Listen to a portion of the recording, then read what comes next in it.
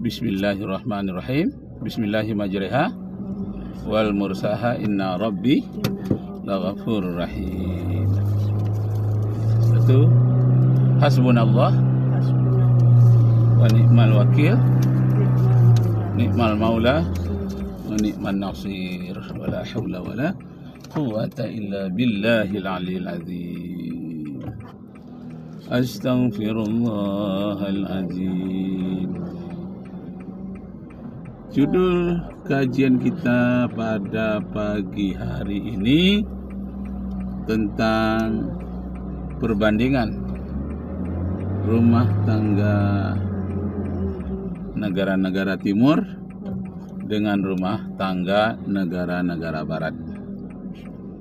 Jadi kalau negara barat itu anaknya yang berumur 18 tahun ke atas harus menyendiri. Artinya berdiri sendiri, tidak lagi bersama orang tuanya. Kalau di timur sampai umur 30 tahun pun masih bersama orang tua. Masya Allah.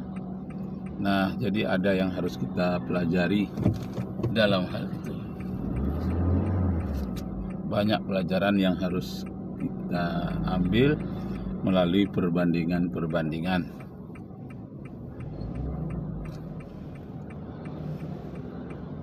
Kalau di negara, insyaallah masih ada orang. Allahu Akbar. Sebelum kita bahas tentang perbandingan rumah tangga barat dan timur, kita baca ayat dulu yuk. Surat Al-Kahfi ayat 1 sampai 10. Yuk. Bismillahirrahmanirrahim. Alhamdulillahilladzi على عبده الكتاب ولم يجعل له عوجا قيما لينذر بأسا شديدا من لدنه ويبشر المؤمنين الذين يعملون الصالحات أن لهم أجرا حسنا ماكثين فيه أبدا وينذر الذين قالوا اتخذ الله ولدا ما لهم به من علم ولا لآبائهم كبرت كلمة تخرج من أفواههم إن يقولون إلا كذبا فلعلك باخع نفسك على آثارهم إن لم يؤمنوا بهذا الحديث أسفا إنا جعلنا ما على الأرض زينة لها لنبلوهم أيهم أحسن عملا وإنا لجاعلون عليها صعيدا جرزا أم حسبت أن أصحاب الكهف والرقيم كانوا من آياتنا عجبا إذ أوى الفتية إلى الكهف فقالوا ربنا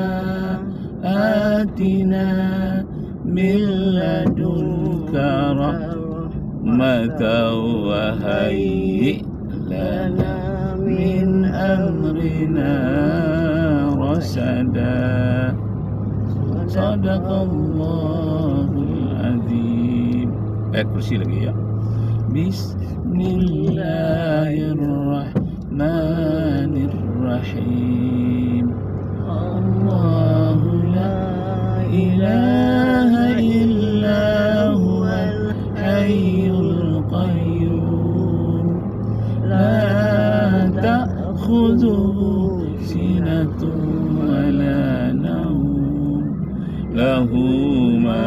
في السماوات وما في الأرض من ذا الذي يشفع عنده إلا بإذنه يعلم ما بين أيديهم وما خلفهم ولا يحيطون بشيء من علمه إلا بما شاء وسع كرسيه السماوات والأرض ولا يؤوده حفظهما وهو العلي العظيم.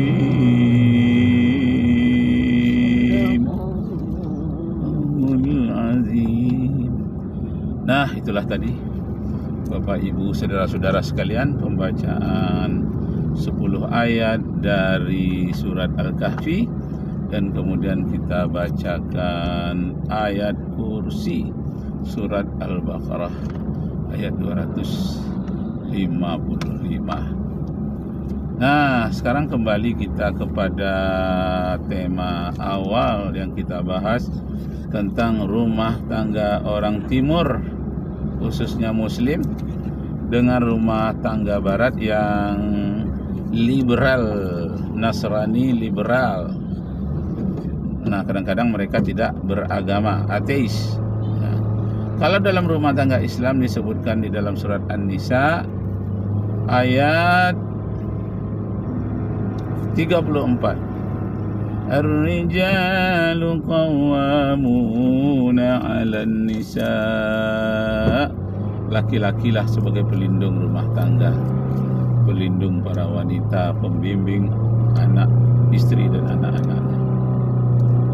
Bima faddalallahu ba'duhum 'ala ba'din. Karena laki-laki diberikan oleh Allah suatu kekuatan fisik dan mental melebihi fisik wanita dan anak-anaknya. Itulah kelebihan diberikan oleh Allah. Bima faddalallahu ba'duhum 'ala ba'din. Sebagaimana kepada laki-laki Allah berikan kelebihan.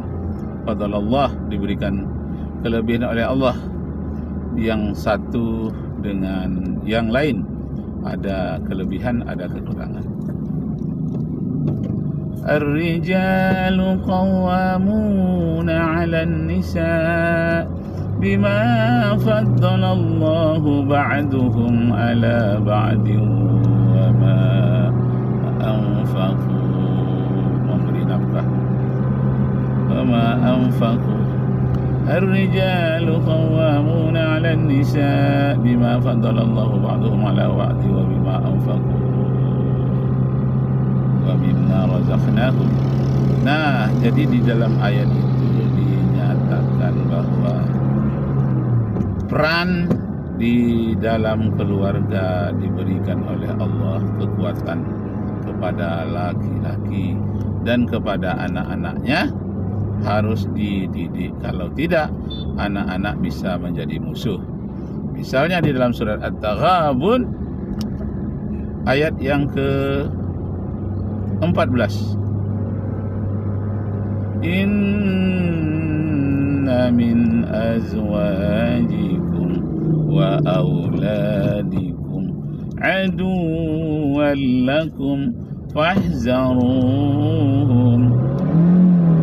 Di antara anakmu, di antara istrimu bisa menjadi musuhmu kalau kamu tidak mendidik mereka. Karena itu didiklah mereka. Masya Allah. Jadi kewajiban mendidik. Nah, kalau di dalam hadis dinyatakan kullu mauludin yuladu alal fitrah fa abawahu yuhawidanihi au yunassiranihi. Setiap anak yang lahir itu dalam keadaan fitrah, yang murni. Dalam kemurniannya itu ada Islam, Jadi anak setiap yang lahir itu sudah membawa fitrah Islam yang suci. Fa abuwahu, maka orang tualah yang akan mempengaruhinya. Orang tuanya akan mempengaruhinya apakah dia akan berada di lingkungan Yahudi atau di lingkungan Nasrani. Dia akan menjadi Yahudi dan Nasrani pula. Maka tanggung jawab itu ada pada orang tua. Nah, tanggung jawab orang tua kalau dalam hadis, anak itu dinikahkan umur 16 tahun ke atas.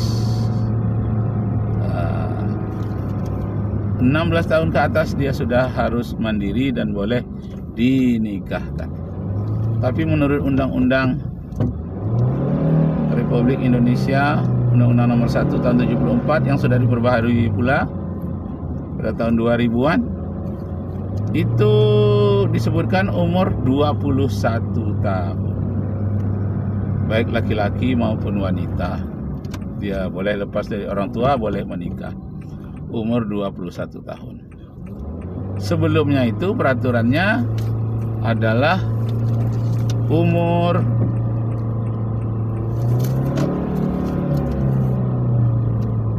19 tahun untuk wanita dan umur 21 tahun untuk laki-laki.